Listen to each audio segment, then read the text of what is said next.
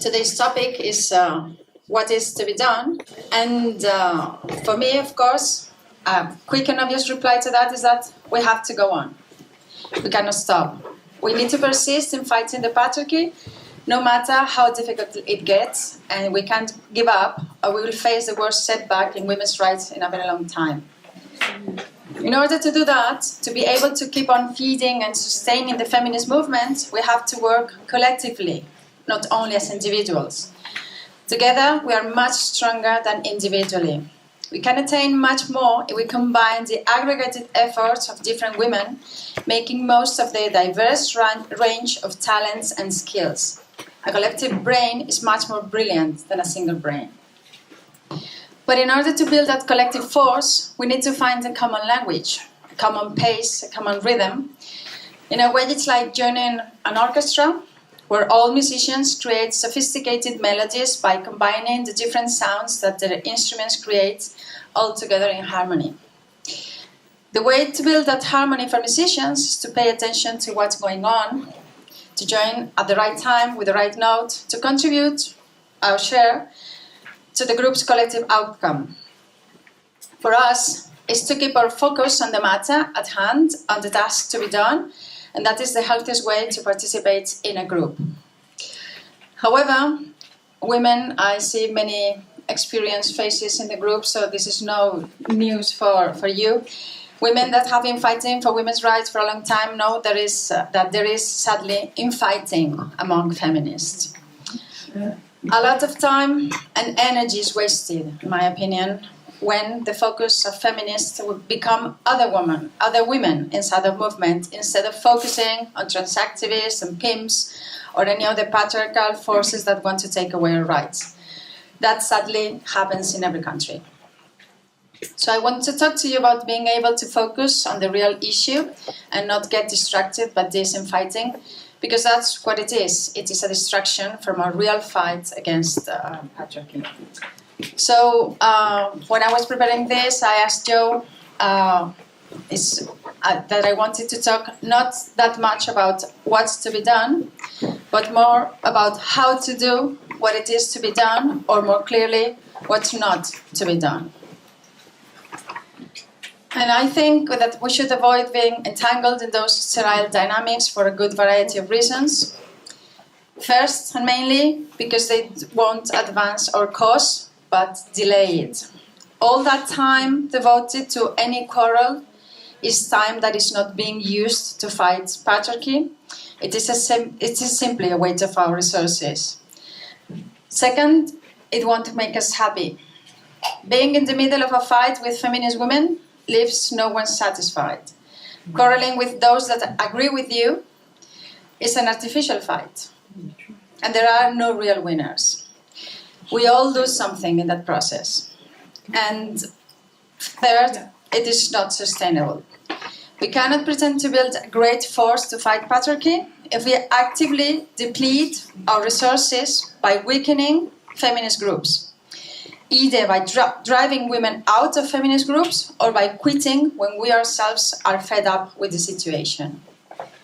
So we have to think with a wider mindset to create the conditions that allow feminist groups flourish and prosper. The reasons why this infighting exists are also varied. Sometimes it begins with a silly misunderstanding that grows into a conflict. Some of the times the cause is just jealousy. Many times it's not even personal. There are women who have a hidden motivation for power and will attack anyone that they feel is a threat to their ambitions. So they will set an eye on you if they think you're in their way. But as I said, it's not personal. We also have to be aware that many of the women in feminist groups have suffered big time in their lives, and not all can carry on unharmed by those experiences. Some are left with permanent damages that manifest every now and then. And I wanted to explain that I have chosen this topic because the only times that my motivation has crumbled and that I have a very heavy, almost overwhelming feeling that got me very, very close to giving up, that those times were when these kinds of situation arose. But neither I or the women that I work with are different to the feminists that have gathered here today. We're ordinary women and we all have the same goal. So I wanted to reflect on my experience to try to extract some conclusions that could be applied in general. So the best strategy, at least the one that works for me, it's if possible, is to avoid taking things personally. Most of the times, the real issue has nothing to do with us. Being offended by some comments only makes things worse. If we all have a calm, reasonable, and sensible reaction to the situations that arise in a group, it's very unlikely that any conflict escalates out of control. Just to clarify, I'm not suggesting that we should say yes to everything and to everyone. I'm not saying that at all. We can disagree, of course. It's very, very healthy that we disagree with anyone, anytime. But there are good and positive ways of doing that won't create a conflict within the group. So we have to behave. This is, as I said, I'm sorry to state the very obvious, but these past weeks there were some initiatives that launched internationally that it's about to explode because women are telling names to each other in a chat, and so this is happening as we speak. So we have to behave as responsible adults, taking full responsibility of our actions, being able to keep our inner balance when difficulties arise. Have many different benefits, both collective and personal. Because on the one hand, we are very satisfied with ourselves when we have been able to handle a difficult situation. The inner critic is a bitch and could be very harsh. And keeping it happy with us helps us sleep better at night, which is not a minor feat. But also, it could be a source of strength for our group. Other women might learn how to deal with a difficult situation if they have seen how to do it. And besides, if you behave properly and you are the woman that is an honest speaker, a reliable person, someone that speaks her mind respectfully and gets things done without engaging in any drama, it will make people want to work with you and your network will grow. Time is a master. Time usually puts everything into perspective and everyone on their place.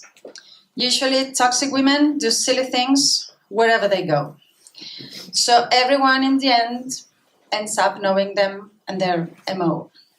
So in the end, things settle down, even if sometimes they take some time to do so. So my advice for any woman that wants to be around for a while, working for women's rights, is to attach herself to the idea of respect. Respect for herself and respect for others. Do not engage in personal attacks to others, for they will harm you more in the long run. Avoid toxic people, even if you get reasonably along with them, because they will kill every project they touch. Be supportive of your sisters when they are in trouble, but don't lose your focus and become the bearer of all the world's burdens. You shouldn't be overwhelmed with everyone else's problems. Life is complicated enough for all of us. We should avoid drama at all costs. And as I said, focus on the cause, the subject at hand, which is the original reason you arrived wherever you might be now. I'm finishing, and in my concluding thoughts, I'd like to leave you with an idea that, or it's not an idea, it's like a fact I learned very recently, that this is a certainty. It's going to happen every now and then. It is impossible to avoid it. It doesn't matter how careful you are, conflict will arise because you can't control everything and everyone around you. The world is very big. And even if it's just by sheer statistics, I think I have calculated that I have 1 or 2 bad encounters per year so far. Unavoidable. But now that I know it, when it happens, the reaction is different. So being aware that this is going to happen also can help us manage the situation in a different way, simply by not being surprised by it and being caught off guard.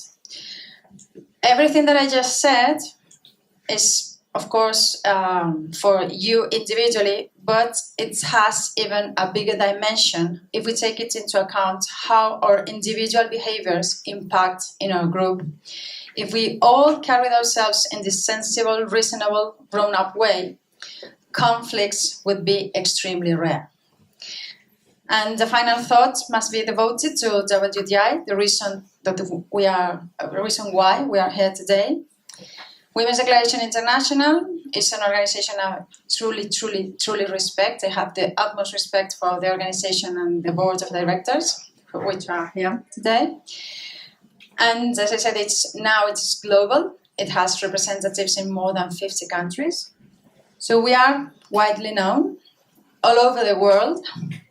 And our behavior doesn't speak for us only, but for the organization itself. So this is a big responsibility to take that we have to honor in a very dignified way.